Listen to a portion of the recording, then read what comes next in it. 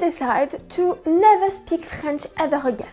French is not in danger. Look around! Everyone in Paris speaks French all the time. It's boring. If I want to be cool, I speak English. That's it.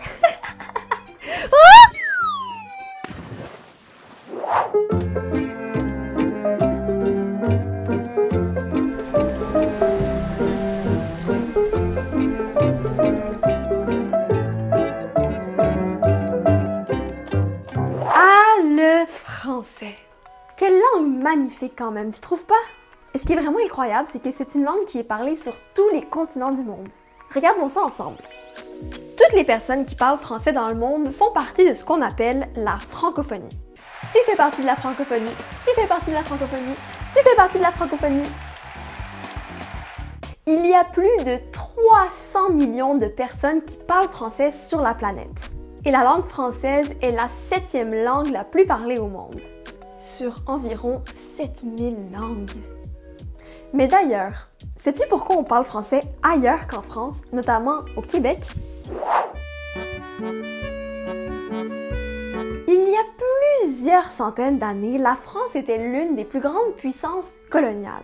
Ça veut dire que des explorateurs parcouraient le monde en bateau pour s'approprier des territoires. C'est ce qui est arrivé au Canada, aux États-Unis, en Afrique, dans les Caraïbes, en Asie, pour n'en nommer que quelques-uns.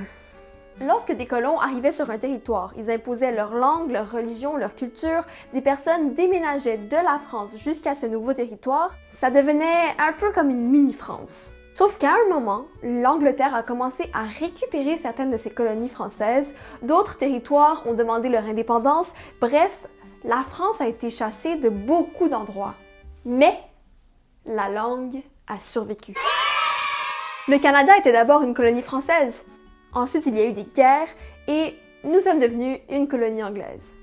Les Anglais ont imposé leur langue, leur religion, leur culture. Des Anglais ont déménagé de l'Angleterre. Mais les Canadiens français qui étaient restés là ont décidé de se battre pour conserver leur identité. C'est grâce à ça que nous parlons encore français au Québec ou au Nouveau-Brunswick, entre autres. Il existe aussi des pays francophones qui ne sont pas d'anciennes colonies, la Belgique et la Suisse par exemple. En fait, les frontières de la France n'ont pas toujours été celles qu'on connaît aujourd'hui. Et à une certaine époque, le territoire français était bien plus grand qu'aujourd'hui. Mais alors, est-ce que le français est en danger?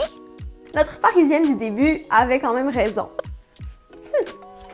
En France, le français n'est pas en danger puisqu'il est parlé par 97% de la population. Savais-tu cependant que Paris n'est pas la ville où le plus de personnes parlent français dans le monde? C'est Kinshasa, la capitale de la République démocratique du Congo, qui l'a détrôné il y a quelques années. Cependant, la plupart des gens qui parlent français en Amérique du Nord habitent au Québec. Et on est une toute petite province dans un très grand continent.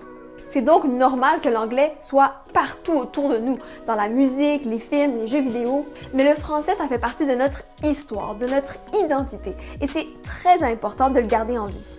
C'est pourquoi on a une loi, la loi 101, qui sert à protéger notre langue au Québec. Au Canada, même le français fait partie des 2 langues officielles avec l'anglais. Et beaucoup craignent que le français au Canada, ça ne devienne qu'un vieux souvenir. Mais chacun peut faire un effort à son échelle. Consommer de la musique et des séries québécoises ou parler en français avec ses amis par exemple.